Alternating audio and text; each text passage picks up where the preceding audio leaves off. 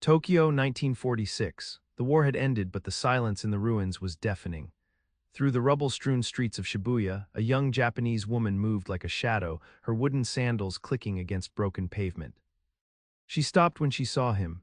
A black American soldier stood alone outside a makeshift supply depot, his dark skin catching the pale winter sunlight in a way she had never seen before.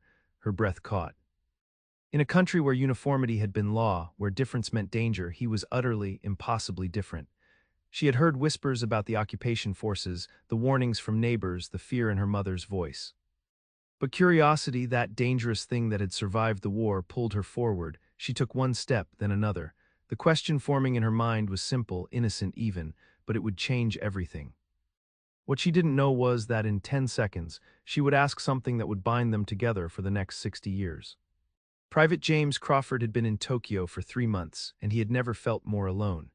24 years old, from a small town in Louisiana where he had been invisible in one way, he was now invisible in another. The other soldiers barely spoke to him. The locals avoided all occupation forces, but they especially avoided him. He understood. To them, he represented the enemy. To his own countrymen, he represented something they would rather forget existed. He stood at his post, checking supply manifests, trying to fill the endless hours of occupation duty. The irony wasn't lost on him. He had fought for a country that didn't want him, to free a country that feared him. When he looked up and saw her approaching, his first instinct was to tense, but something in her face made him pause. She wasn't looking at him with fear or hatred. She was looking at him with something else entirely, something that made his heart beat faster. Yuki Tanaka had learned English from her father, a professor who had disappeared during the fire bombings. She had practiced the language in secret, knowing it might mean survival in this new world. Now standing 3 feet from the American soldier, she searched for the right words. Her hands trembled. "Excuse me," she said, her voice barely above a whisper. He looked down at her, surprise clear in his eyes. "Please, can I touch?" She lifted her hand slightly, gesturing toward his forearm. The question hung in the air between them. James froze. In all his life, no one had ever asked permission to touch his skin with such innocent curiosity. Not with hatred, not with disgust, just wonder. He understood immediately what she was asking. She had never seen someone who looked like him. In a country of uniformity, he was a mystery. His throat tight, he slowly extended his arm. "Yes," he said quietly, "you can." Yuki's fingertips touched his skin. She had expected it to feel different somehow, as if the color might rub off or the texture would be strange. Instead, she felt warmth, just warmth, human warmth. She looked up at him, wonder transforming her face. "It's the same," she whispered in English. Then, realizing how that might sound, she quickly added, "I mean, it is warm like mine." James felt something crack inside his chest. This simple moment, this childlike curiosity, held more acceptance than he had felt in months. Years even. "Yeah," he said, his voice rough. "Same blood, same heart." They stood there, her fingers still resting on his forearm, both suddenly aware they had crossed some invisible line. In occupied Tokyo, 1946, a Japanese woman and a black soldier were not supposed to touch. They were not supposed to speak. They were certainly not supposed to look at each other the way they were looking at each other now. A truck rumbled past and they both stepped back quickly. The spell broke. Yuki bowed deeply, formally, her cheeks flushed. "Thank you, I am sorry for my rudeness." James shook his head. "Not rude, just curious." He paused, then made a decision. "I'm James Crawford." She looked up, surprised. Names were intimate things. "Tanaka Yuki," she replied, giving her family name first, the traditional way. Then, because he had given his personal name, she added softly, "Yuki." "Yuki," he repeated, the syllables unfamiliar but beautiful in his mouth. Like snow, her eyes widened. "You know Japanese?" "A little." "Been trying to learn." He glanced around, then back at her. "You speak English real good, better than good. My father taught me before." She didn't finish. She didn't need to. Before hung heavy over everything in Tokyo, before the bombs. Before the surrender, before the world changed. What happened next should not have happened. They should have said goodbye. She should have walked away. He should have returned to his duties. Instead, Yuki asked, "The supplies, do you give food?" It was a bold question. Food was survival. James understood immediately. Everyone was hungry. "Sometimes we have extra, canned goods, nothing fancy." He looked at her worn clothes, the way she held herself with dignity despite obvious need. "You got family?" "My mother, my younger brother." 8 years old." She hesitated, then added, "My father is gone. My older brother died in Philippines. We are alone now." The Philippines. James had been there. He pushed the memories away. "Wait here," he said. He disappeared inside the depot, his heart pounding. What was he doing? There were rules, strict rules about fraternizing, especially strict for someone like him. But when he emerged 5 minutes later with a small box of canned vegetables and rice and saw her face light up with gratitude, he knew he would break this rule again. And again. Over the next 3 weeks, Yuki came back 6 times, always at the same hour when James's shift was ending and the other soldiers had already left. They never planned it, never spoke of when she would return, but somehow they both knew.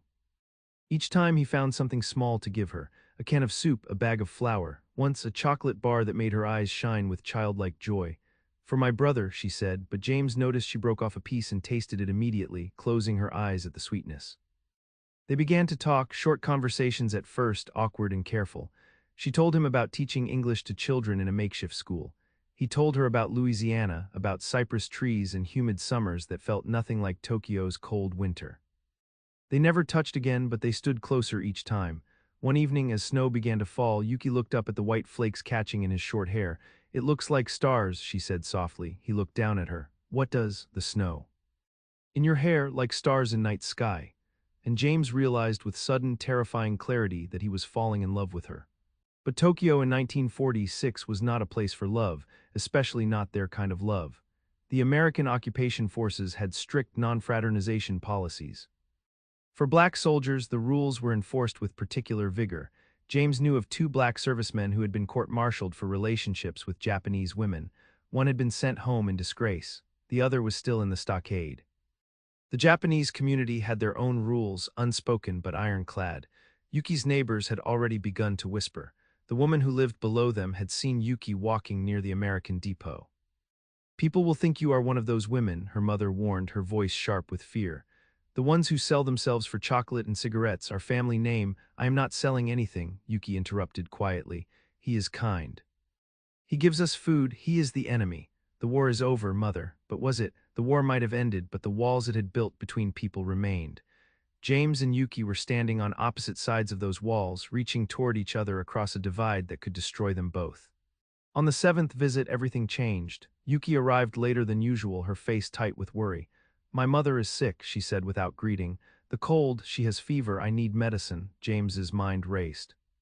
Medicine meant going through official channels meant questions, questions meant exposure, but the look in Yuki's eyes left no room for hesitation. "I know a medic," he said, "owes me a favor." "Wait here," he returned 20 minutes later with sulfa drugs and aspirin, his hands shaking as he pressed them into her palms. "Tell her to take these twice a day with food." Yuki looked at the medicine, then up at him. Tears spilled down her cheeks. "Why do you help us? You do not know us, we are nothing to you." James reached out before he could stop himself, wiping a tear from her cheek with his thumb. The moment his skin touched hers again, the world narrowed to just the two of them. "You ain't nothing," he said, his voice low and fierce. "You ain't nothing at all." They stood there, his hands still touching her face, her tears still falling. Then Yuki did something that would haunt James for the rest of his life. She turned her head slightly and pressed her lips to his palm, just once, just for a second. Then she stepped back, clutching the medicine to her chest. "I will never forget this," she whispered. "Never." She bowed deeply and disappeared into the snowy evening before he could respond. James stood alone in the gathering dark, his palm burning where her lips had touched. He knew, standing there, that he had crossed a line from which there was no return. He was in love with her, completely, impossibly. He also knew that this love could cost him everything: his career, his freedom, maybe even his life. The military police had shot a black soldier in Yokohama last month for striking a white officer who had called him a slur. What would they do to him for loving a Japanese woman? He should end this now, stop the visits, request a transfer. But when he closed his eyes, all he saw was her face. All he felt was her lips on his palm. He was lost. They both were. Yuki's mother recovered, the medicine worked, but the price of that recovery would prove higher than either of them imagined. Yuki's brother, Kenji, had followed her one evening. The 8-year-old had watched from behind a broken wall as his sister talked with the black soldier, had seen them standing close, had seen something pass between them that even a child could recognize. He told his mother everything. The confrontation happened on a cold Sunday morning. Yuki's mother, still weak from her illness, sat on the floor of their single room and wept. "Do you know what you have done? Do you know what they will call you? What they will do to you?" "I have done nothing wrong," Yuki said, but her voice wavered. "He is a good man, he saved your life. He is American, he is black, and you—" Her mother's voice broke. "You look at him the way a woman should only look at her husband." "I am not blind, Yuki, I am not blind." The truth hung between them like a blade. Her mother was right. Yuki did look at James that way. She thought of him constantly. Dreamed of him, wanted him in ways that terrified her. For 2 weeks, Yuki did not come. James waited every evening, watching the street until darkness made it pointless. He told himself it was better this way, safer, but the emptiness was suffocating. He had not realized how much those brief visits had become the center of his existence until they stopped. On the 15th day, he made a decision that could have gotten him arrested. He went looking for her. Tokyo was vast, still partially ruined, a maze of temporary shelters and rebuilt homes. But he remembered she had mentioned teaching near Uno Park. He found the makeshift school in a damaged temple building. 20 children sat on the floor, and at the front, writing English letters on a salvaged chalkboard, was Yuki. She froze when she saw him in the doorway. The children turned to stare at the tall American soldier. For a moment no one moved. Then Yuki said something in Japanese to the children and they filed out, whispering and giggling. When they were alone, she finally spoke. "You should not be here. I know, people will see. I know, my mother, I don't care." The words came out harder than he intended. "I don't care about your mother or my commanders or the whole damn occupation. I just need to know if you're okay." Yuki walked toward him slowly, her footsteps echoing in the empty temple. When she was close enough to touch, she stopped. "My mother knows, my brother told her. She forbids me to see you again." James felt his chest tighten.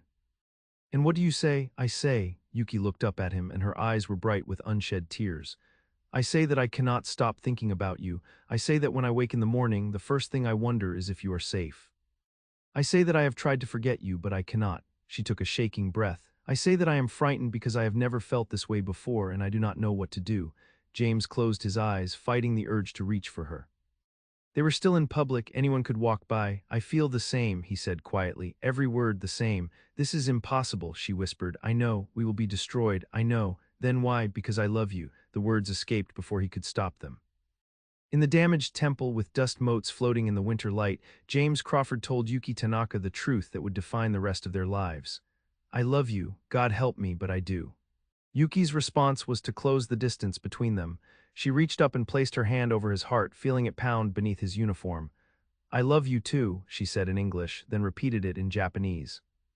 Aishitaru, the word was sacred, rarely spoken, reserved for the deepest commitments. James covered her hand with his own. They stood like that, palm to palm over his heartbeat, knowing they were choosing a path that could destroy them both. "What do we do?" Yuki asked. "I don't know, but we can't keep meeting in public. It's too dangerous for you more than me," he thought quickly. "Is there somewhere we could go, somewhere private?" Yuki hesitated, then nodded. "There is a place. My father had a small studio for his work, near Sumida River. No one goes there now." She looked up at him. "Tomorrow after sunset, tomorrow." James stepped back reluctantly. They could not risk being seen together longer. "Be careful, you also." As he walked away, Yuki touched her hand to her chest, right where his heart had been beating against her palm. Tomorrow. Tomorrow they would be alone. Tomorrow everything would change again. James did not sleep that night. He lay in his barracks, listening to the snores of the other soldiers, thinking about every reason he should not go. Court-martial, discharge, prison, the looks on his family's faces if they knew. The danger to Yuki if they were discovered. In Louisiana, they lynched black men for looking at white women wrong. What would happen to him here for loving a Japanese woman? But deeper than fear was something else. For the first time in his life, someone saw him, not as a black soldier, not as a serviceman, not as someone to be feared or pitied or ignored, just as James, just as himself. Yuki looked at him and saw a man worth loving. That was worth any risk. Across Tokyo, Yuki was not sleeping either. She sat by the window of their tiny room, watching the city lights flicker. Her mother slept behind her, still weak, still disapproving. Kenji curled on his mat, innocent of the storm he had created. Yuki knew what she was about to do. Meeting James alone in secret crossed every line. If anyone found out, she would be marked, ostracized, called the worst names. But when she closed her eyes, she felt his heartbeat under her palm. She felt seen, she felt alive. She would go. Whatever came next, she would go. The studio was a single room above a damaged print shop, accessible by an outside staircase that creaked with every step. Yuki arrived first, as the sun was setting, painting the Sumida River gold. She had cleaned the space earlier, swept away dust, opened the window to air out the mustiness, laid out a tatami mat. Her father's books still lined one wall. His desk sat in the corner, covered with a cloth. This had been his sanctuary. Now it would be theirs. When she heard footsteps on the stairs, her heart began to race. The door opened and James ducked inside, his height making him bend beneath the low frame. For a moment they just looked at each other, alone. Finally alone, the weight of that privacy was staggering. "Hi," James said, and despite everything, despite the risk and the fear, Yuki laughed. "Hi," she echoed. He crossed the room in 3 steps. This time when he touched her face, there was no one to see, no one to judge. He traced her cheekbone with his thumb, learning the shape of her. "You're beautiful," he said. "You are also," she replied, her English deserting her slightly in her nervousness. He smiled. "Handsome, for men it's handsome."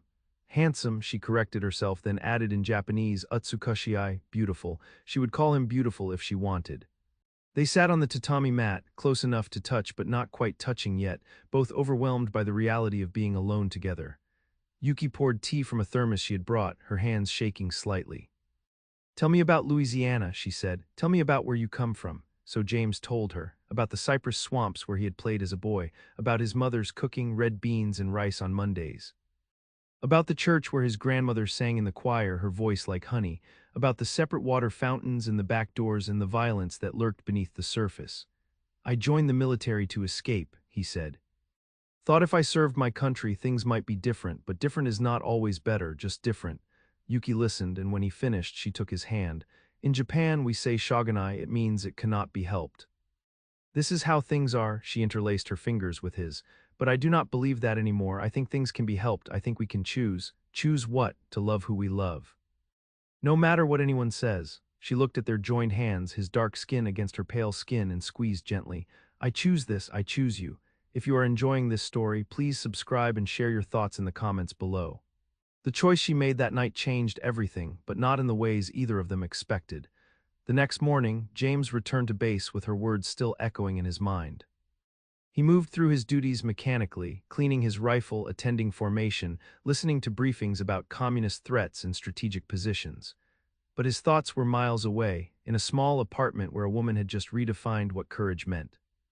That afternoon, he sought out Sergeant Morris, an older black soldier from Louisiana who had been in Japan since the occupation began. Morris had seen more than most, knew how things worked, understood the unwritten rules. "I need advice," James said quietly, finding Morris alone in the motor pool. The sergeant looked up from the Jeep engine he was working on, wiped his hands on a rag, and nodded toward the corner where they could not be overheard. "It is about a Japanese woman, is it not?" Morris said, his voice neutral. James felt his stomach drop. "How did you know, son? I have been here 4 years, I know the look." "Same look I had once." Morris lit a cigarette, offered one to James, who declined. "Let me tell you what you are walking into." Morris took a long drag and stared at the concrete floor. "Back in 47 I met a woman, schoolteacher, smart as hell, taught English to Japanese kids trying to rebuild their lives. We fell hard, both of us. Thought we could make it work." He paused, ash falling from his cigarette. "We could not because we did not love each other, because the world would not let us." James felt cold despite the warm afternoon. "What happened?" "Everything you would expect. Her family disowned her. My commanding officer called me in, told me to end it or face charges. They can do that, you know, Article 15, conduct unbecoming. They got a dozen ways to break you if you step out of line." Morris looked directly at James. "But the worst part was not the official stuff. It was the daily grind, the stares, the whispers, the Japanese men who spit at her in the street. The white soldiers who called her names I will not repeat. We lasted 8 months before she begged me to go, said she could not watch me destroy my career, could not live with the shame her family felt." He crushed the cigarette under his boot. "I let her go, biggest regret of my life." James felt the weight of Morris's story settle over him. "So you're telling me to walk away?" "No," Morris said, surprising him. "I am telling you to go in with your eyes open. If you love this woman, really love her, then you fight. But you fight smart, you understand what you are up against." He pulled out another cigarette, rolled it between his fingers without lighting it. "Keep it quiet, not secret, but quiet. Do not flaunt it, do not give them ammunition. Meet off base in places where you are just another couple. Save money, because you might need to leave the military sooner than you planned. And most importantly, make sure she understands what she is choosing. Make sure she knows it might cost her everything." James nodded slowly. "She already knows. She told me she chooses me anyway." Morris smiled for the first time, a sad smile that held both hope and resignation. "Then you have something I did not have. You have a woman who is willing to fight too. That changes things, not the obstacles, but your chances of clearing them." He lit the cigarette. "Be careful, James, but be happy too. Life is too damn short to spend it alone." Armed with Morris's advice, James and Yuki began navigating their relationship with careful strategy. They established routines that looked innocent to outside observers. Every Tuesday and Thursday, James would visit a small bookstore near Yuki's school, browsing English language books while she stopped by after work. They would stand in separate aisles, speaking quietly, making plans in whispered Japanese and English. On Saturdays, they would meet at Uno Park, among the crowds of families and couples, just two more people feeding the pond fish. They learned the art of hiding in plain sight. But the most precious times were the stolen hours in her apartment, usually on Sunday afternoons when her building was quiet and James had weekend leave. These were the moments when they could let their guard down, when they could be simply two people in love rather than a forbidden couple defying laws and customs. One Sunday in late March, James arrived to find Yuki at her low table, surrounded by papers and photographs. "What is all this?" he asked, removing his boots at the door. She looked up, her expression both excited and nervous. "I am applying to university, for graduate studies in literature." James crossed the room and knelt beside the table, looking at the application forms covered in her precise handwriting. "Graduate studies? Yuki, that is incredible." She smiled, but he could see the uncertainty in her eyes. "It is probably foolish, a woman my age, unmarried, wanting to study literature rather than find a husband. My mother would say I am being selfish." "Your mother is not here," James said gently. "What do you want?" Yuki picked up one of the photographs, a picture of herself at age 7, holding a book almost as big as she was. "When I was a child, I wanted to be a professor. I wanted to teach at a university to help students fall in love with stories the way I did. But then the war came and such dreams seemed impossible. After the war, they seemed even more impossible. A country in ruins, my father dead, my brother missing, my mother selling everything we owned just to eat. Dreams were a luxury we could not afford." She set down the photograph. "But you asked me once what I wanted for myself, not what others expected of me. This is what I want, to finish what I started, to become who I was meant to be before the war took everything." James picked up the application, scanning the questions about research interests and career goals. "Have you already submitted this?" "Not yet. I keep finding reasons to delay." She laughed self-consciously. "Afraid, I suppose. Afraid they will reject me, afraid they will accept me and then I will have to actually do it. Afraid of what people will think, a woman of 28 going back to school like a girl." He set down the papers and took her hands. "Submit it today, right now, but what if I fail?" "Then you fail, but at least you will have tried, at least you will know." He squeezed her hands. "You told me you do not believe in shogunai anymore. You said we can choose, so choose this. Choose your dream." Yuki looked at their joined hands, then at the application, then back at James. Something shifted in her expression, a kind of resolution settling over her features. "You are right. I am tired of being afraid. Tired of making myself small so others feel comfortable." She pulled her hands free, picked up her pen, and signed her name at the bottom of the application with firm, decisive strokes. "There, done. I will mail it tomorrow." James grinned. "Why wait? Let us mail it now. Where is the nearest post box?" They walked to the post office together, Yuki clutching the envelope like it contained something infinitely precious and fragile, which, in a way, it did. It contained the possibility of a different future, one where she was not defined by war or loss or the expectations of others. At the post office, she hesitated before dropping it in the slot. "Once I let go, I cannot take it back." "That is the point," James said. She took a breath and released the envelope. They both watched it flutter down into the darkness of the postbox. "Now what?" she asked. "Now we wait, and while we wait, we live." He offered his arm, a gesture he never would have made on a busier street, but here in this quiet neighborhood on a Sunday afternoon, they could risk it. She hesitated only a moment before taking it. They walked back to her apartment slowly, taking the long route through side streets where cherry trees were just beginning to bloom. Pink petals drifted down around them like snow. An old woman tending her garden looked up as they passed, her eyes going wide, but she did not say anything, just stared as they continued down the street. Yuki felt the woman's gaze like a physical weight. "They will talk," she murmured. "Let them talk," James said, though he felt the tension in her arm. "We are just walking. You know, it is not just walking, not to them." She was right, of course. In this neighborhood, everyone knew everyone. By tomorrow, word would spread that Yuki Tanaka had been seen walking arm in arm with a black American soldier. Her mother would hear about it. The school administrators might hear about it. The carefully constructed discretion they had maintained might unravel from this single moment of weakness. But Yuki did not let go of his arm. If anything, she held on tighter. "I am tired of hiding," she said quietly. "Tired of pretending you do not exist, tired of acting like I am ashamed when I am not." James felt something break open in his chest, fear and pride mixing together. "Yuki, we agreed to be careful. I know. And I know what this might cost." She stopped walking and turned to face him, there in the street with cherry blossoms falling around them. But I just mailed my application. I just chose to pursue my dream despite what anyone thinks. It seems cowardly to make that choice while still hiding the most important thing in my life. She reached up and touched his face, a gesture so intimate and public that James felt his breath catch. I am tired of being brave in small ways. That single act of defiance, that simple walk through her neighborhood, changed the trajectory of their relationship. The consequences came swiftly.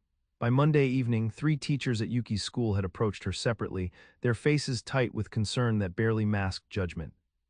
"Is it true you were seen with an American soldier?" Mrs. Ashiro asked, her voice low as they stood in the empty faculty room. Yuki met her gaze steadily. "Yes. Yuki-san, you must understand how this looks. You are a teacher. You are supposed to set an example for the students." An example of what? Loneliness, fear, living half a life because it is safer. The words came out sharper than she intended, but Yuki did not soften them. Mrs. Ashiro flinched. An example of proper Japanese values, of dignity, of respect for tradition. Which tradition? Yuki asked. The tradition that tells women to be silent, to make themselves small.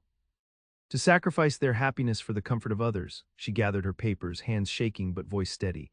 "I am grateful for your concern, Mrs. Ashiro, but my personal life is my own." She left the faculty room with her head high, but once she reached the hallway, she had to lean against the wall to steady herself. The confrontation she had been dreading had finally come, and it felt both terrifying and liberating. That same evening, as Yuki was defending her choices to colleagues, James faced his own reckoning. Lieutenant Coleman called him into his office after dinner formation. The lieutenant was a fair man as far as white officers went, but he was still a white officer, still bound by regulations and prejudices that ran deeper than personal character. "At ease, Corporal," Coleman said, gesturing to a chair. James sat, keeping his expression neutral. "I am going to be direct with you, Williams. There have been reports that you are fraternizing with a Japanese national, a woman." James said nothing, admitting it could lead to charges. Denying it would be a lie that could be disproven. "I am not asking you to confirm or deny," Coleman continued, which was a small mercy. "I am telling you what I am hearing. And I am telling you that if these reports continue, I will not be able to ignore them. The brass has been cracking down on this kind of thing. They want to avoid incidents, complications. They see these relationships as problems waiting to happen." The lieutenant leaned back in his chair. "Off the record, Williams, I do not care who you spend time with. You are a good soldier, you do your job, you stay out of trouble.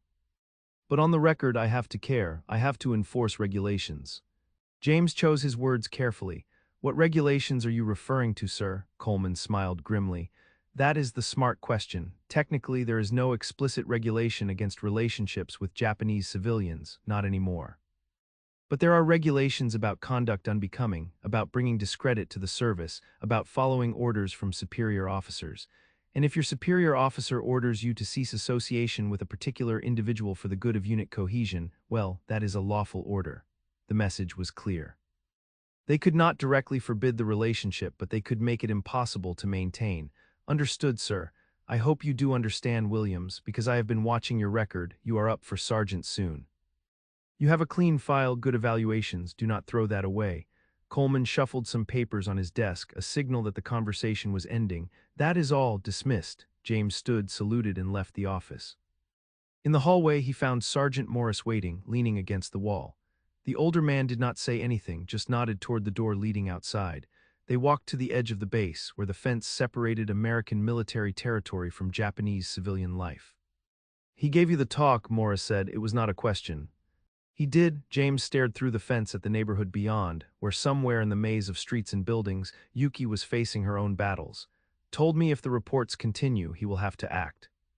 "Did not say end it, but that is what he meant." Morris lit a cigarette. "You knew this was coming. Knowing it and living it are different things." James gripped the fence. "What do I do, Morris? Keep seeing her in secret, risk my career. Walk away, break both our hearts. There is no good choice here." "No, there is not," Morris agreed. "That is the thing about loving across lines people do not want crossed. There is no path that does not hurt." He blew smoke toward the darkening sky. "But you know what the real question is? It is not whether you can make this work. It is whether you can live with yourself if you do not try." James turned to look at the older sergeant. "You said your biggest regret was letting her go. If you could do it over, would you fight harder?" Morris was quiet for a long moment. "Every damn day I wish I had fought harder." Every day I wonder where she is, if she is happy, if she ever thinks about me. That kind of wondering, son, it eats you alive. He met James's eyes. So yeah, if I could do it over, I would fight. I would get discharged if I had to. I would find a way. The next weeks were a study in contrasts. Publicly, James and Yuki retreated into discretion, no longer meeting openly, returning to the careful patterns they had established before. But privately, their relationship deepened. They made plans, contingency plans, backup plans. If James was transferred, they would write letters. If he was discharged, they would find a way to stay together. If Yuki lost her teaching position, she would tutor privately. They were building a foundation, preparing for a future that still seemed impossible but no longer quite so far away. In early April, Yuki received 2 letters in the same day. The first was from the university, accepting her into the graduate program for literature. She would begin in September. The second was from her mother. Yuki opened it with trembling hands, knowing what it would say before she read the first line. "I have heard about your shame," her mother wrote in characters that seemed to slash across the page. "I have heard that you walk the streets with an American, that you bring dishonor to your father's memory, that you spit on everything our family has sacrificed. I cannot look at you, I cannot speak to you. You are no longer my daughter, do not write to me, do not visit. You have made your choice, now live with it." Yuki read the letter 3 times, each reading making the words feel more final. She had known this was coming, had steeled herself for it, but the reality of her mother's rejection hit harder than she had expected. She was alone now in a way she had never been before. No family, no safety net, just herself and the choices she had made. When James arrived that evening, she handed him both letters without speaking. He read the acceptance first, his face lighting up with joy, then the second letter, his expression shifting to anger and grief. "Yuki, I am so sorry," she shook her head. "Do not be, this was always the cost." I knew it, but her voice broke on the last word, and suddenly she was crying deep, wrenching sobs that she had been holding back since reading her mother's words. James pulled her close, let her cry against his chest, feeling the weight of what their love was costing her. After a long time, she pulled back and wiped her eyes. "I am not sad because I regret my choice. I am sad because I wish my choice did not have to hurt so much. I wish I could love you and keep my mother too. But I cannot have both, so I choose you." She looked at him with red eyes but a steady gaze. "I choose you, James. Every time, every cost, I choose you." But the universe was not finished testing them. 2 weeks later, James received his own devastating news. The unit was being reassigned to Korea. The conflict that had been simmering for months was escalating into something bigger, and they needed troops on the ground. He would ship out in 30 days. When he told Yuki, she went very still. "Korea, that is a war zone. Technically, it is a police action," James said, then felt stupid for the distinction. "But yes. It is dangerous." They sat together on her floor, the evening light fading, both of them trying to process what this meant. 30 days, 1 month. Then he would be gone, shipped to a conflict zone, facing dangers they could not even name. And there was no guarantee he would come back. "We could get married," James said suddenly. "Before I leave, if we are married, you could come with me eventually, once things settle down. Or I could send you money, make sure you are taken care of." Yuki looked at him, her expression unreadable. "Is that a proposal?" He realized what he had said, how he had said it. That came out wrong. "I am not proposing because I am scared or because I am leaving. I am proposing because I love you and because I want to spend whatever time we have together as your husband." Yuki reached out and took his hand. "I love you too, more than I thought possible, but getting married right now, rushed because you are leaving, that is fear making the decision, not love." She squeezed his hand. "When we get married, and we will get married, I want it to be because we are building something together, not because we are afraid of losing it. I want it to be a beginning, not a desperate grab at something before it ends." James felt the wisdom in her words, even as his heart wanted to argue. "So what do? We do what we have been doing. We love each other. We write letters. We wait. And when you come back from Korea, if you still want to marry me, ask me again." "Ask me properly," she smiled, a sad smile that held hope inside it like a fragile thing. "Ask me when we have time to plan a future, not just scramble against an ending." They spent the remaining days together as much as they could, stealing hours here and there, memorizing each other's faces, voices, the way their hands fit together. Yuki helped James write letters to his family back in Georgia, telling them about her for the first time. James helped Yuki prepare for her graduate studies, quizzing her on literary theory, listening to her ideas about thesis topics. The night before he left, they met at her apartment one last time. They did not talk much. Words felt inadequate for what they were facing. Instead, they held each other, memorizing the feeling of being together, trying to store up enough warmth to last through however many cold nights awaited them. As dawn approached, James pulled something from his pocket, a small wooden box carved with cherry blossoms. I know you said to wait, but I want you to have this. Inside was a ring, not expensive, not elaborate. A simple silver band with a small stone. It is not an engagement ring, not yet. It is a promise ring, a promise that I am coming back, a promise that when I do, I am going to ask you properly with flowers and a speech and all the things you deserve. Yuki took the ring, slipped it onto her finger. And I promise to be here when you come back, to wait for you, to build the life we planned. They kissed as the sun rose over Tokyo, as the city woke up around them, as the world continued spinning toward whatever future awaited. Then James picked up his duffel bag, straightened his uniform, and walked out of her apartment. He did not look back. If he had, he might not have had the strength to leave. Yuki stood in the doorway for a long time after James disappeared down the stairs, the ring heavy on her finger, his words still echoing in the empty apartment. I will come back for you. She wanted to believe it. She needed to believe it. But she had lived through enough war, enough occupation, enough broken promises to know that the world did not care about what two people wanted. The morning light streamed through the window, illuminating the space where they had built their secret world. The futon they had shared, the corner where he kept his few belongings, the kitchen table where they had eaten countless meals, learning each other's languages, planning impossible futures. She touched each surface as if memorizing it, as if these objects could hold on to what was slipping away. Then she noticed the envelope on the table, her name written in James's careful handwriting, inside American dollars. More than she had seen in years, enough to live on while he was gone, enough to prove he meant to return. She pressed the envelope to her chest and finally let herself cry. The weeks that followed James's departure passed in a strange fog. Yuki went to work at the textile factory, came home to the empty apartment, ate meals alone at the table where they used to sit together. She wore the ring on a chain around her neck, hidden beneath her clothes.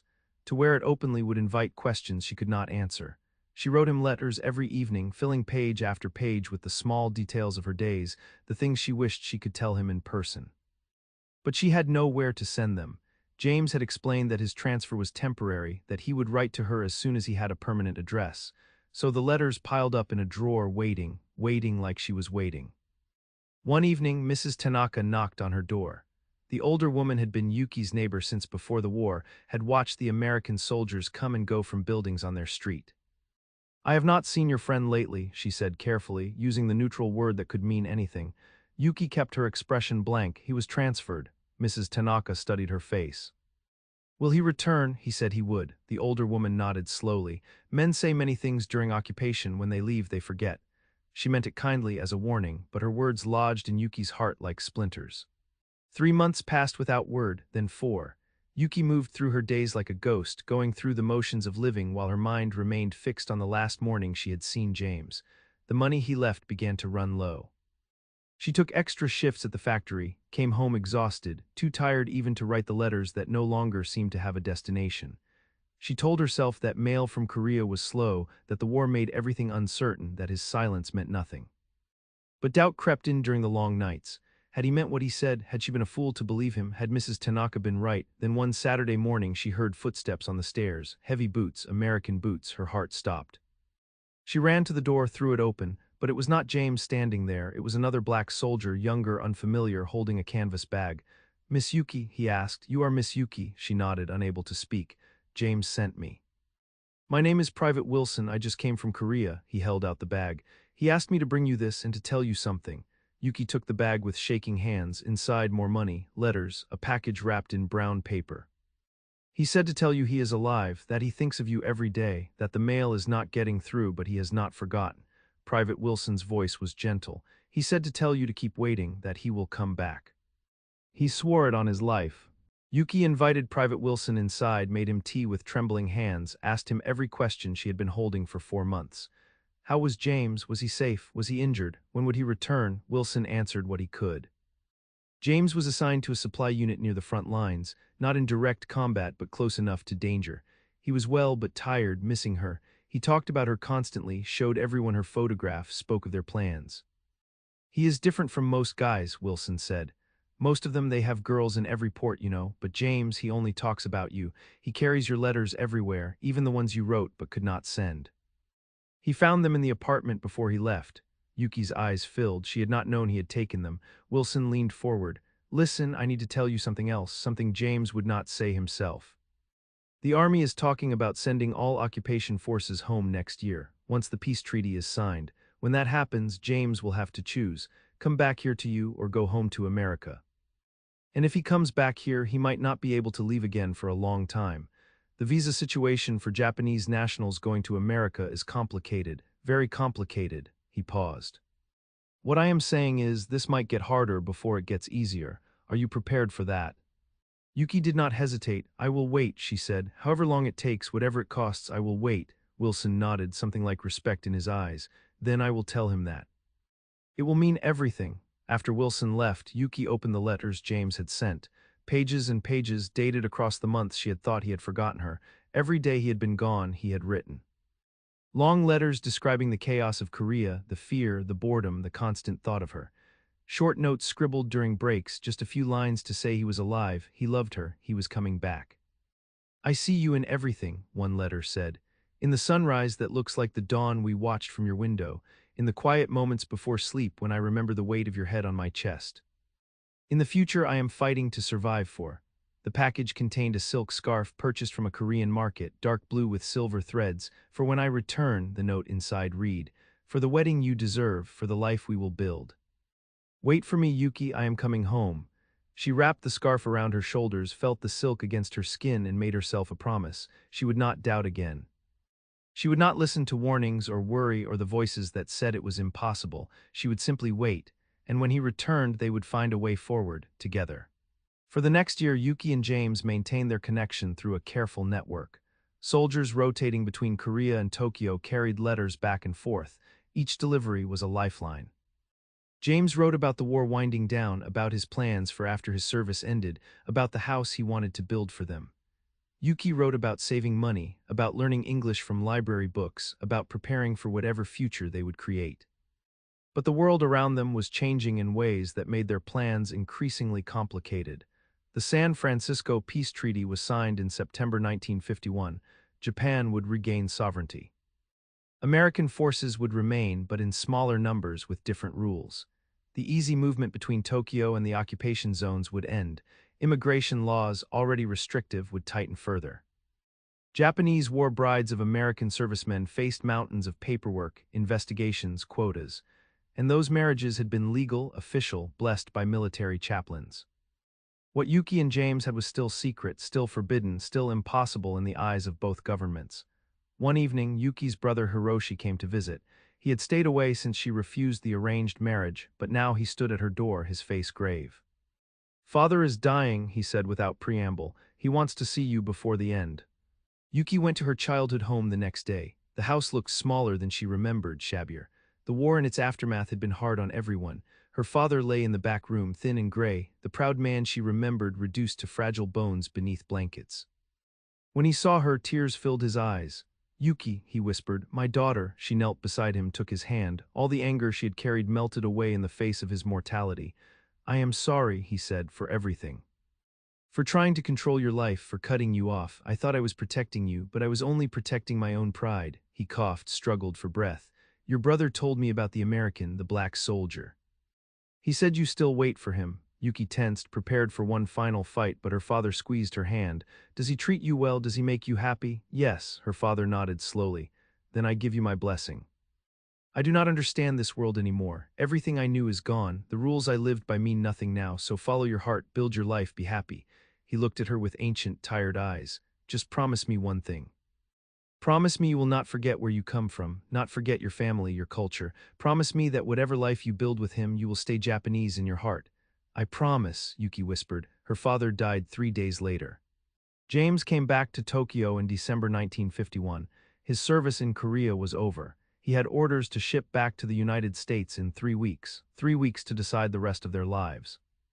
He came to Yuki's apartment on a cold evening, and when she opened the door, they stood looking at each other for a long moment, almost shy after so much time apart. Then James dropped his bag and pulled her into his arms, and it was like no time had passed at all. They spent that first night just holding each other, talking, catching up on all the things letters could not convey. In the morning, James laid out the situation. I have three choices, he said. I can go back to America and try to bring you over through legal channels, but that could take years, maybe many years. The immigration quotas for Japanese are tiny, the investigations are brutal, and they might never approve it. He took her hand. Or I can stay here, get discharged from the army, find civilian work in Japan. We could get married here, build a life here, but that means giving up America, maybe forever, no going back.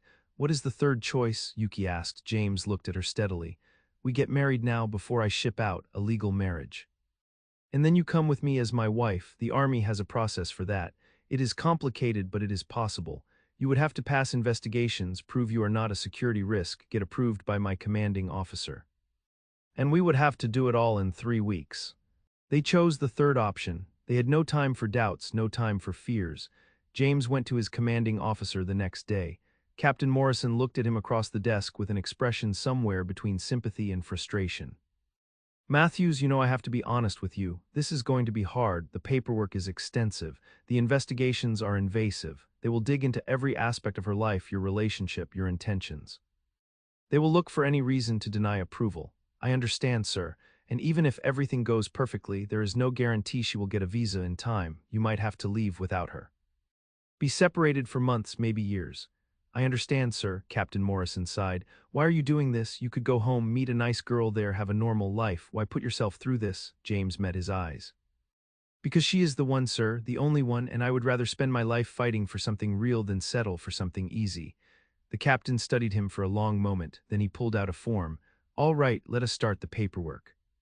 But Matthews, I want you to understand something. America in 1951 is not like Japan under occupation. The rules are different. The attitudes are different. Are you prepared for what you're taking her into? James thought of Alabama, of his grandmother's warnings, of everything he knew about how America treated people who looked like him, like Yuki, like the children they might have. I am prepared to protect her, sir, whatever it takes. The investigations began immediately. Military police came to Yuki's apartment, asked her hundreds of questions. Where was she born? What did her father do during the war? Did she have any communist sympathies? Any relatives in China or Russia? Why did she want to marry an American? Prove it was love, not opportunism. They interviewed her neighbors, her employer, people from her childhood. They searched her apartment, read her letters, examined every aspect of her life. It was humiliating and invasive and necessary. Every war bride went through it. Most did not pass. While Yuki endured the investigations, James arranged their wedding. Not the ceremony they had dreamed of, but something simple, legal, binding. A civil ceremony at the American consulate. No guests, no celebration. Just a brief exchange of vows in front of a military chaplain and 2 witnesses pulled from the hallway. Yuki wore the blue silk scarf James had sent from Korea and a simple white dress she had sewn herself. James wore his dress uniform. When the chaplain pronounced them husband and wife, James slipped a second ring onto Yuki's finger. Gold, to match the promise ring she had worn on a chain around her neck for over a year. I wish I could give you more, he whispered. I wish this could be beautiful. Yuki touched his face. It is beautiful. We are married. Nothing else matters. They kissed, and it was official. They were husband and wife. Now they just had to convince 2 governments to let them stay that way. 1 week before James's ship was scheduled to depart, they still had no answer on Yuki's visa. The days crawled by in agonizing slowness. Every morning, James went to the administrative offices, checked for updates, returned to Yuki's apartment with no news. They spent their nights holding each other, trying not to think about what would happen if the approval did not come through, making plans for both possibilities. If she could come with him, they would go to Chicago. James had a cousin there, a place to stay while he found work. Chicago was better than the South, more opportunities for mixed couples. Not easy, but possible. If she could not come yet, she would wait in Tokyo. He would send money. He would work every angle to get her visa approved. They would be apart but not separated, still married, still fighting. On the 6th day, Captain Morrison called James into his office. The captain's expression was unreadable. James felt his heart stop. Matthews, I have news about your wife's visa application. A pause that lasted forever. It was approved, barely. She passed the security clearance by the thinnest margin. Someone high up must have liked your story. Or pitied it. Either way, she can travel with you. She will be on that ship when it sails in 6 days. James could not speak. Relief flooded through him so powerfully he thought his knees might give out. Thank you, sir. Morrison's expression softened slightly. Do not thank me yet. Getting her to America is just the beginning. What comes next will be harder. The next 6 days were a blur of preparation. Yuki had to obtain a passport, pack her entire life into 2 suitcases, say goodbye to everything she had ever known. Her brother Hiroshi came to help her pack. They worked in silence for a while, folding clothes, wrapping the few precious objects she would take. Finally, Hiroshi spoke. "I am afraid for you." Yuki looked up. "I am afraid for you," he repeated. "Father gave you his blessing, but I do not think he understood what he was blessing. You are going to a country that does not want you, to live with people who will not accept you. You will be foreign everywhere. Japanese in America, American in Japan, your children will belong nowhere. My children will belong to love," Yuki said quietly. "That is enough." Hiroshi shook his head. "I hope you are right. I hope James is strong enough to protect you from what is coming, because it will be hard, Yuki, harder than you imagine." He pulled her into a rare embrace. "But you are my sister, and I will be here if you need me, if it becomes too much. If you need to come home, remember that, you can always come home." On her last evening in Tokyo, Yuki went to the places she and James had shared, the park where they first talked, the market where they bought food for secret dinners, the bridge where they stood together watching the sun set over the city. She memorized everything, storing it away like treasures. This was the place where they had fallen in love, where they had risked everything, where they had become who they were. She would carry it with her always. The ship that would carry them to America was called the General M.B. Stewart, a military transport vessel that had carried thousands of soldiers across the Pacific. Now it would carry those soldiers home, along with the Japanese wives they had married. Yuki was one of 43 war brides on board. Most were young women like her, clutching papers that proved they had the right to leave, carrying everything they owned, sailing toward a future they could barely imagine. The other wives formed a small community during the 3-week voyage. They gathered in the common areas, shared food, taught each other English phrases, traded stories and fears. Most had married white soldiers. Yuki was one of only 3 whose husbands were black. The difference was not spoken of directly, but it hung in the air. The challenges would not be the same. On the 5th day at sea, one of the white wives, a girl named Keiko, sat beside Yuki on the deck. "Are you afraid?" she asked. Yuki watched the endless ocean. "Yes, me too. My husband says it will be fine, that his family is excited to meet me, but I see the way some of the soldiers look at us. Like we are stealing something that belongs to them." She paused. "Your husband, he is kind, very kind. Good, you will need that." Keiko looked out at the horizon. "My aunt went to America before the war. She wrote letters saying it was wonderful. Then the war came and they put her in a camp, a prison camp just for being Japanese. She lost everything, her house, her business, her life. They let her out when the war ended, but she was never the same." She turned to Yuki. "That is the country we are going to. We must not forget that." James found Yuki on deck every evening and they would stand together at the railing, watching the sun set over the Pacific. He told her about America, trying to prepare her, about Chicago where they would start, about the neighborhoods where black people lived, the boundaries they could not cross, about the looks they would get, the comments, the dangers, about how to navigate a world designed to keep them separate. "Why are you telling me all this?" Yuki asked one evening. "Because I need you to understand what you are walking into. I need you to be prepared. I need you to know that if it becomes too much, I will not blame you." Yuki turned to face him. "James, I know you think you are protecting me by managing my expectations, but you are not. You are scaring me, and worse, you are doubting us." She took his hands. "I know America will be hard. I know people will hate us. I know our children will suffer for being born. I know all of this. But I also know that I would rather face all of that with you than live safely without you. So stop preparing me for failure. Start believing we can succeed." James pulled her close. "You are stronger than I am." "No, we are strong together. That is the difference." Above them, stars emerged in the darkening sky. The same stars that had watched over them in Tokyo, that would watch over them in Chicago, that would watch over whatever life they built.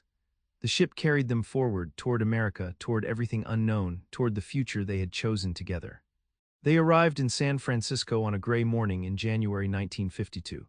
The Golden Gate Bridge emerged from the fog like a promise, like a threat, like everything America would be, red and magnificent and daunting.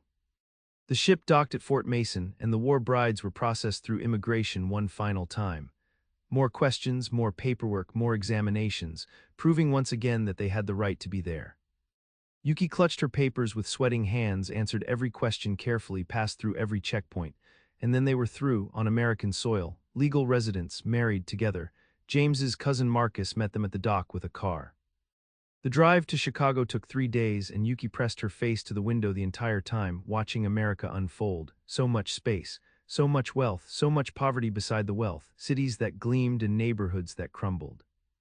Everything bigger, louder, faster than Tokyo, and everywhere the divisions, white neighborhoods, black neighborhoods, lines you could see even when they were not marked, signs that said things she could not read but whose meaning was clear in tone. On the second day, they stopped at a diner in Nebraska. James hesitated at the door. Maybe we should eat in the car, but Yuki was tired and hungry and determined. We are in America now, we will not hide. They went inside. Every head turned, the room went silent. The waitress approached slowly, her face tight. We do not serve coloreds here. Yuki felt the slur like a slap, though she did not fully understand the words, but she understood the tone. She understood the looks. James took her hand. Come on, let us go. As they left, Yuki heard laughter behind them, ugly laughter, welcome to America. They arrived in Chicago in February in the middle of a snowstorm. Yuki had never seen snow like this, not the delicate flurries of Tokyo, but thick, heavy, relentless white that buried everything. James's cousin Marcus lived in Bronzeville, the heart of Black Chicago, a neighborhood of brownstones and jazz clubs and churches and people who had fled the South seeking something better, finding something different but not necessarily easier.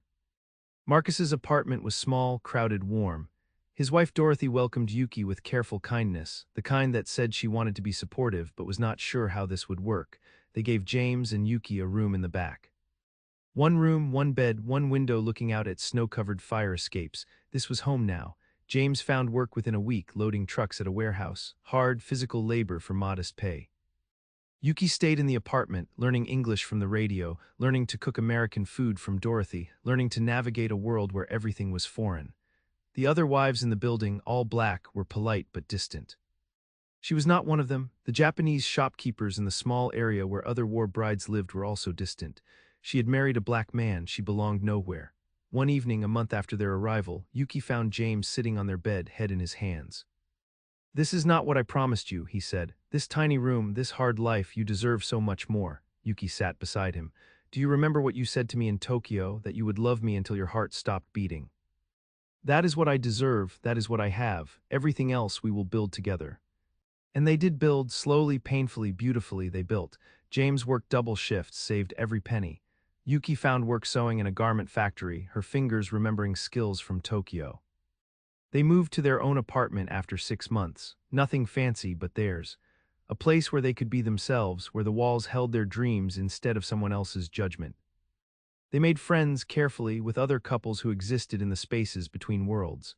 Another Japanese war bride married to a black soldier from Mississippi, a Mexican woman and her black husband from Texas. People who understood what it meant to love across lines that were supposed to be permanent. Yuki got pregnant in the fall of 1952. When she told James, he cried. Happy tears, terrified tears, tears of everything they had survived to reach this moment. They would have a child born into freedom, born into struggle, born into love, a child who would carry both their histories, both their hopes. And on quiet evenings, when the baby kicked inside her and James placed his hand on her belly, Yuki thought about that first moment in Tokyo, the snow falling, the simple question that changed everything. Can I touch such a small thing, such a brave thing? That willingness to reach across fear, to risk rejection, to believe that connection was possible even when everything said it was not. That was what they had built their life on. Not grand gestures or perfect circumstances, but small moments of courage. Choosing each other again and again in a world that told them to choose anything else. And that, Yuki understood, was the truest kind of love. The kind worth fighting for, the kind worth crossing oceans for, the kind that survived. The letters became their lifeline. Every week, sometimes twice a week, James wrote. Not the carefully composed letters of a cautious man, but raw, honest outpourings of everything he felt. He wrote about the exhaustion of his shifts at the steel mill, the way the furnace heat reminded him of Japanese summers. He wrote about saving every spare dollar, about the apartment he was preparing, about imagining her reaction to snow. He wrote about missing her so intensely it felt like a physical wound. And Yuki wrote back with equal fervor. She wrote about the weight of waiting, about her mother's increasingly suspicious questions, about the cherry blossoms that bloomed without him there to see them. She wrote about the English words she practiced every night, whispering them to herself in the darkness. She wrote about touching the photograph he had left her, tracing the outline of his face with her fingertips. Their letters crossed the Pacific like prayers, each one a promise that the separation was temporary, that soon they would be together again, that love could survive even an ocean between them. 8 months after James left, the breakthrough came. A letter arrived with different handwriting on the envelope, an official United States government seal. Yuki's hands shook as she opened it. Inside was a single page typed in formal. Her fiancé visa application had been approved. She had 60 days to arrange her departure. 60 days to say goodbye to everything she had ever known. The paper trembled in her grip as the reality crashed over her. This was actually happening. She was going to America. She was going to be with James. But the joy was immediately complicated by terror. Her mother would have to be told. Her neighbors would whisper for generations. She would be leaving Japan, possibly forever, for a country she had only seen in photographs and films. For a man she loved desperately but had spent only months with in person. Was she brave enough for this, strong enough? The visa approval felt like a door opening and a cliff edge appearing simultaneously. One step forward would change everything. There would be no going back. Telling her mother was the hardest conversation of Yuki's life. She waited until evening after dinner when they sat together in the quiet of their small home. "Mother, I have something to tell you," she began, her voice barely steady. Her mother looked up from her sewing, sensing the weight in her daughter's tone. Yuki showed her the visa approval, explained about James, about the months of correspondence, about the life waiting for her in America. Her mother's face went through a dozen emotions: shock, pain, anger, fear, before settling into something like resignation. "You are choosing him over your family," her mother said quietly, "over your country. Over everything I taught you." The words cut deep. "I am choosing love," Yuki replied, tears streaming down her face. "I am choosing the life I want to live. Please try to understand." They sat in silence for a long time. Finally, her mother spoke again. "I do not understand, but you are my daughter, and I will not let you go to a foreign country without proper preparation." It was not approval, but it was acceptance, and it was enough. The next 2 months passed in a blur of preparation and farewell. Yuki's mother, true to her word, helped her daughter prepare for the journey. She taught her American table manners, reviewed English phrases, packed traditional items that might ease homesickness. Neighbors came to say goodbye, some with genuine warmth, others with barely concealed judgment. Old friends wept and promised to write. The entire neighborhood knew she was leaving for America to marry a black soldier. Some called her brave. Others called her foolish. A few called her a traitor. Yuki tried not to listen to any of it. She focused instead on practical matters: what to pack, what to leave behind, how to say goodbye to a country she might never see again. She visited her father's grave one final time, kneeling in the grass and telling him about James, about the choice she was making. "I hope you would understand," she whispered. "I hope you would want me to be happy." The wind rustled through the trees, and she chose to believe it was his blessing. The night before her departure, Yuki could not sleep. She lay in her childhood bedroom, listening to the familiar sounds of her neighborhood one last time. The distant barking of dogs, the rustle of wind through bamboo, the creak of old wood settling. Sounds she had heard every night of her life. Tomorrow she would board a ship and sail toward a future she could barely imagine, toward a man she loved but hardly knew, toward a country that might not want her. The fear was overwhelming. What if she arrived and James had changed his mind? What if America was too foreign, too hostile? What if she had made a terrible mistake? But then she remembered his hands, gentle and strong, his voice deep and kind. His eyes, seeing her not as a curiosity but as a person, as someone worthy of love. She remembered the question that had started everything. Can I touch? Such a simple request, such profound respect. That was the man she was crossing an ocean for. That was the love worth risking everything for, and somehow that memory was enough to quiet her fears. The morning came too quickly and too slowly. Yuki dressed in her best clothes, a compromise between Japanese tradition and American expectation. Her mother helped her with her hair, fingers moving with practiced gentleness one last time. Neither of them spoke much. What was there left to say? At the dock, a small group had gathered to see her off. Her mother, stoic and straight-backed, a handful of friends, tearful and clinging. Even Kenji had come, standing at a distance, his face unreadable. The ship loomed impossibly large, a metal mountain that would carry her away from everything she knew. When the boarding call came, Yuki turned to her mother. They embraced tightly, wordlessly. "Be safe," her mother whispered finally. "Be happy and remember where you come from." Yuki nodded, unable to speak past the lump in her throat. She picked up her single suitcase, everything she owned that she could carry, and walked toward the gangway. She did not look back. If she looked back, she might not have the courage to keep walking forward, and forward was where James waited. The journey across the Pacific took 2 weeks. 2 weeks of cramped quarters, unfamiliar food, and constant seasickness. Yuki shared a cabin with 3 other Japanese war brides, women also traveling to marry American soldiers. They formed a strange sisterhood, bound by shared terror and hope. At night, they practiced English together, correcting each other's pronunciation, giggling nervously at their mistakes. They shared stories of how they had met their soldiers, what their men had promised, what they feared most about America. One woman's soldier was Italian-American from New York, another's was Polish-American from Chicago. The third had married a white Southern farmer from Georgia. They were all crossing the ocean toward uncertain futures, all gambling everything on love. Some days the ship felt like a prison. Other days it felt like a sanctuary, a space between two worlds where they did not yet have to face American reality. But always the ship kept moving. Always America drew closer, and with it the moment of truth.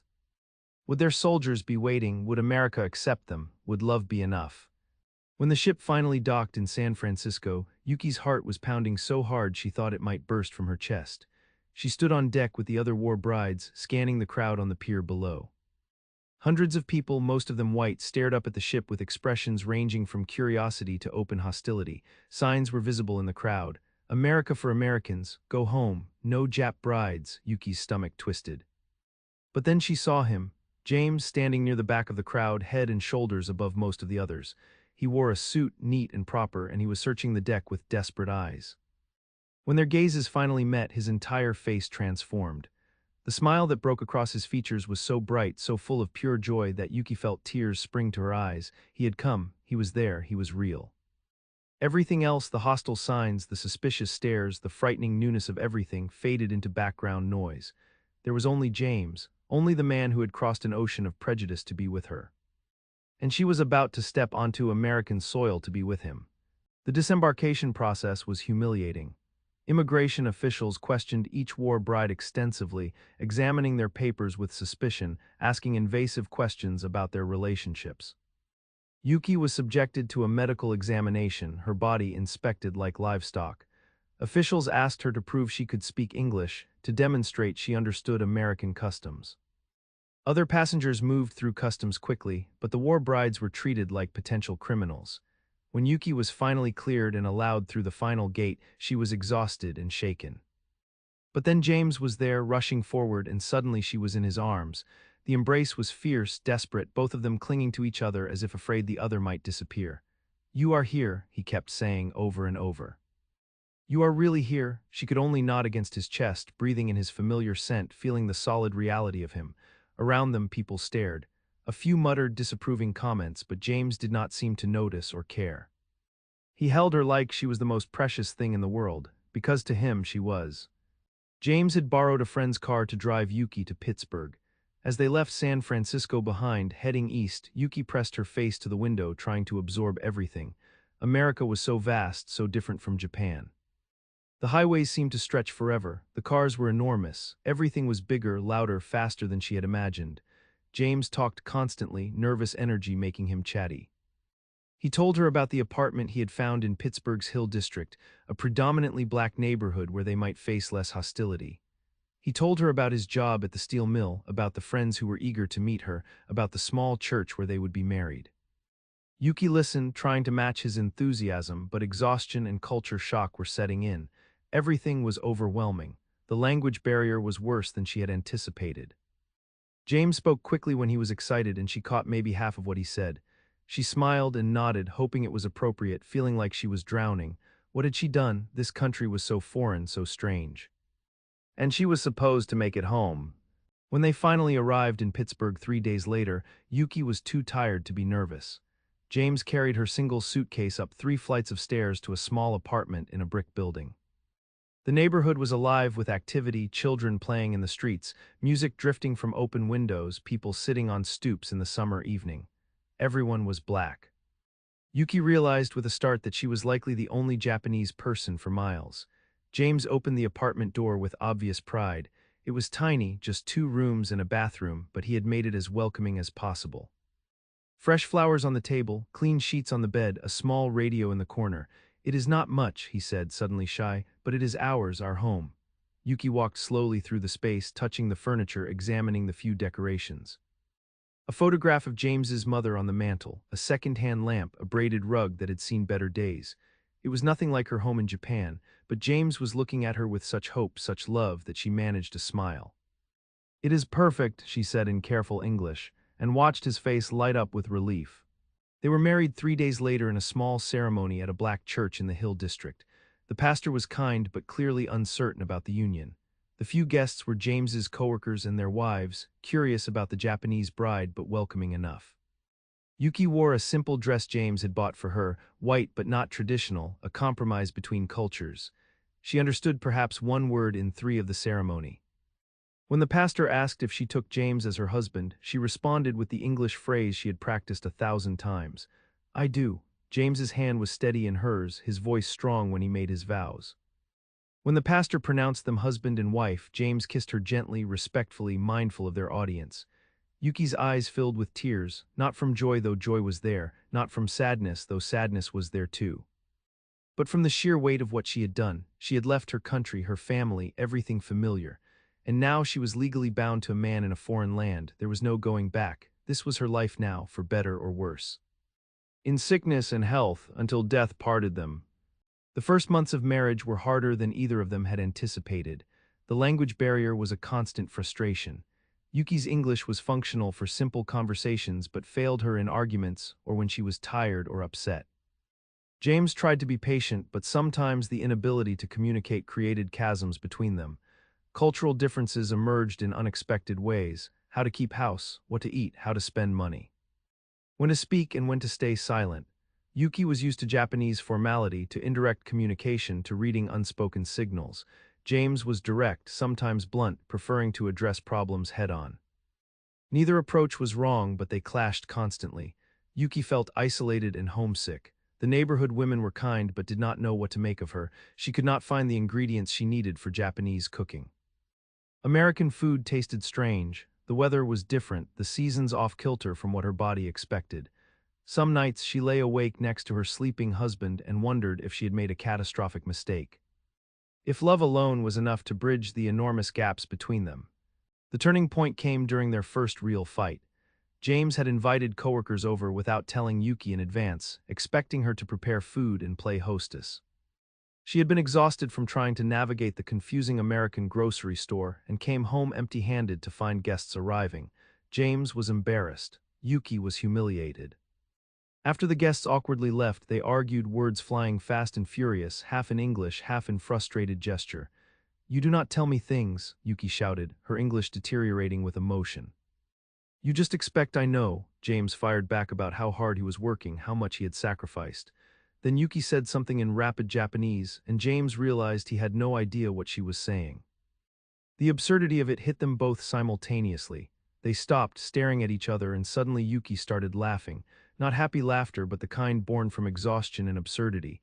James looked stunned, then started laughing too.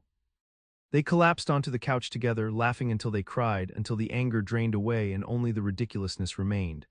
We are terrible at this, Yuki finally said. Terrible, James agreed, but they were still together, still trying. After that fight, they established new rules. James would teach Yuki 3 new English phrases every evening. Yuki would teach James 3 Japanese phrases in return. James would give her advance notice of social plans. Yuki would speak up when she needed help or did not understand.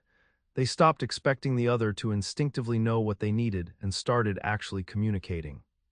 Slowly, painfully, they learned each other's languages, both literal and emotional. James began to understand that Yuki's silences were not passive aggression but cultural conditioning, a lifetime of being taught not to burden others with complaints. Yuki began to understand that James's directness was not rudeness but honesty, a refusal to play games or hide feelings. They found compromises: rice with some meals, potatoes with others. Both Japanese and American decorations in their home, time with his friends balanced with quiet evenings alone. It was not easy, some days were still terrible, but they were learning, not just to live together but to build something new. A marriage that was neither wholly Japanese nor wholly American, but something uniquely theirs. 6 months into their marriage, Yuki discovered she was pregnant. The news terrified her. How could she raise a child in this foreign place? How could she be a mother when she still felt like a lost child herself? But James's reaction dissolved some of her fear. He wept when she told him, actually wept with joy, pulling her into his arms and thanking her over and over. The pregnancy gave them new purpose. They stopped dwelling on their differences and focused on preparing for their child. James picked up extra shifts at the mill, saving money for a crib, for baby clothes, for doctor visits. Yuki began connecting with other mothers in the neighborhood, communication easier when they had a shared focus. The women taught her American parenting techniques, helped her navigate the bewildering medical system, brought hand-me-down baby clothes.